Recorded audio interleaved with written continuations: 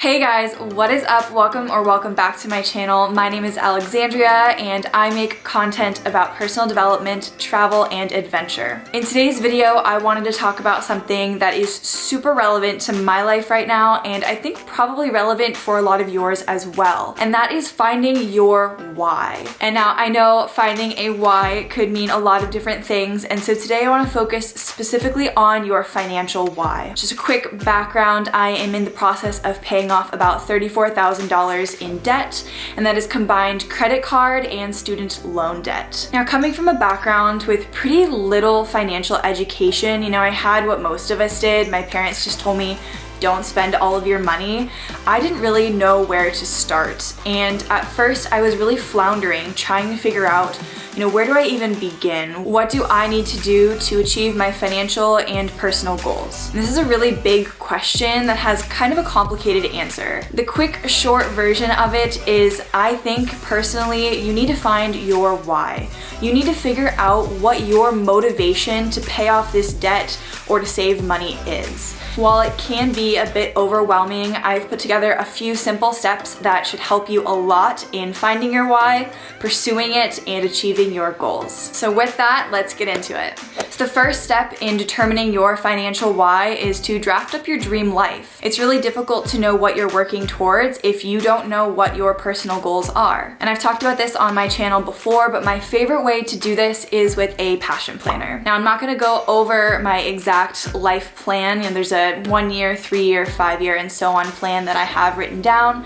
But if you'd like to see that in the future, let me know down in the comments below and I would be happy to put together a video on it. So whether you use a passion planner or you get really creative and make yourself a vision board or stick to something more simple like a Word document, what's important is that you are detailed. You want to be as specific as you possibly can, and whenever possible, incorporate dates or deadlines. And I'm not saying that you need to hold yourself to a strict schedule or that if you miss a deadline, you've somehow messed up, but rather it's a great way to hold yourself accountable. And this might not make sense for every milestone or every goal that you have, but what you can put dates on are things like, personally, I would really love to purchase a van to live in and travel in by September 2022. Now, that is a very specific goal. I've listed what it is that I want. I've stated what it is that I want to do with that thing, a van. I would like to travel and hopefully live full-time in a van for at least a little while. And I've given a date, September 2022, by which I would like to achieve it by. And so after you found your method and you've gotten really specific, it's important to create targets for yourself.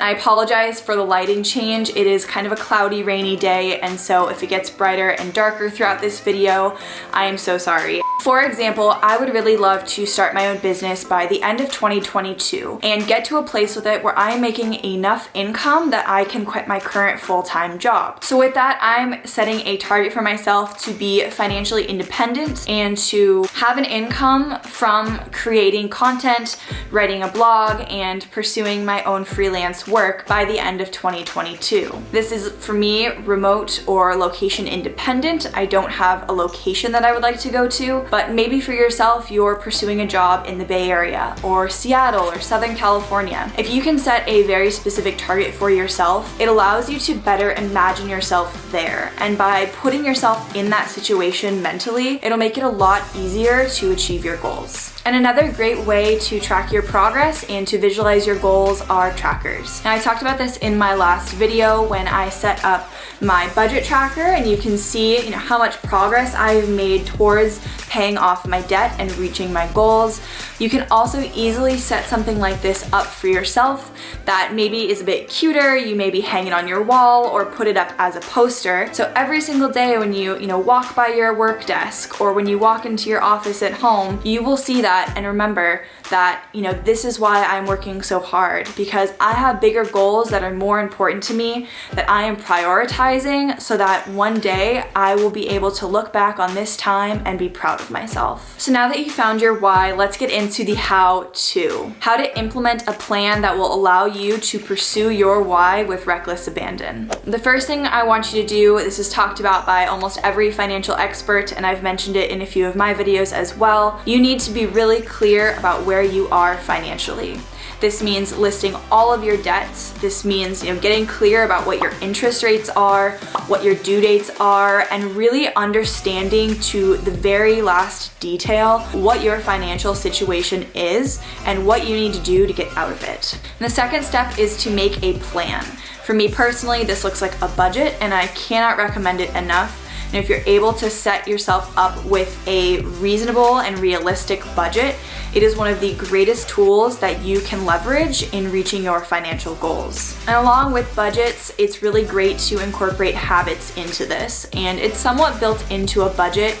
If you've cut down your spending on eating out or on like fun or miscellaneous spending, habits tend to follow. You might get coffee one day less a week, or you might have canceled that gym subscription that you weren't using previously. But it can also be taking it just as slow as unsubscribing from emails from retailers or those who send you, sale notifications all the time.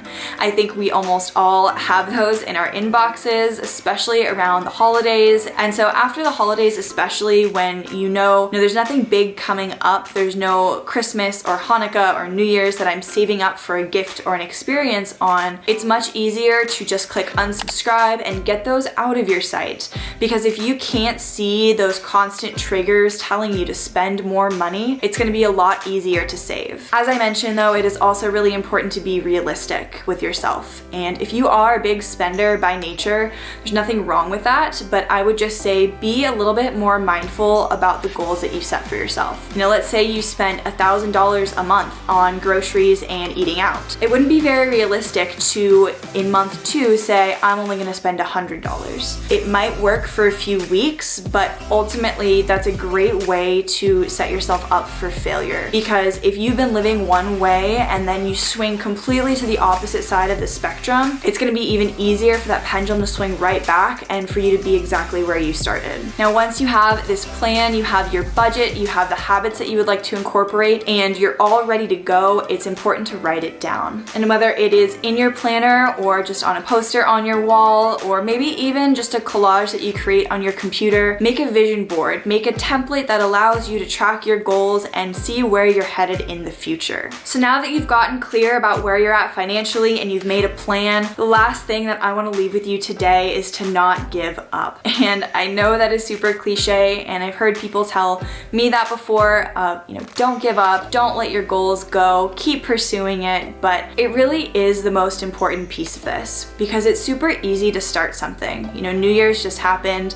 I'm sure most of us had a goal, and on the 1st of January we said, we're gonna get after it, we're gonna start something good. I'm so excited for the new year. But studies show that by February or March, most of us have already fallen off the bandwagon. And I won't lie, I've definitely done that myself, whether it was giving up chocolate or trying to start a new exercise routine or budget. It can be really difficult to stick to goals in the long term. So the important thing here is to make it a part of your lifestyle first and foremost, so that it is something that just becomes ingrained in your life. You're not having to go out of your way to make these things happen. You're just doing them because it's become habit and second nature. And the second part of this is that know that in the future, at some point, you might fail. I know I'm gonna fail. I don't know what that's going to look like, whether it's going to be an impulse spend or maybe not making my savings goal for a month. But it is inevitable that we won't be successful 100% of the time. And that's completely okay. The important thing here is that know that that's going to happen, be gentle with yourself and be kind with yourself if and when it does, and be ready to pick yourself back up to get going the next day or the next week. As long as you're able to get yourself back up on the wagon and continue down your path to financial freedom, you will eventually reach your goals. All right, everybody, that is all that I have for you today. I hope that you really enjoyed this video and that you learned a few things that might help you out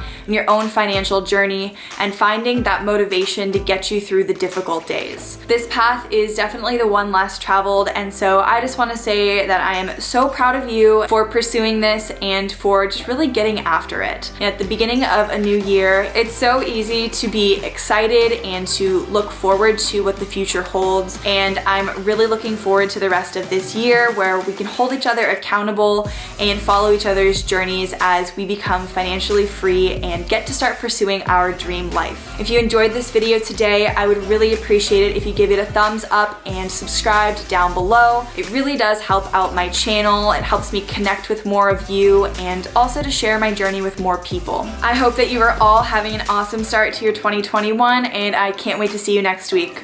Bye.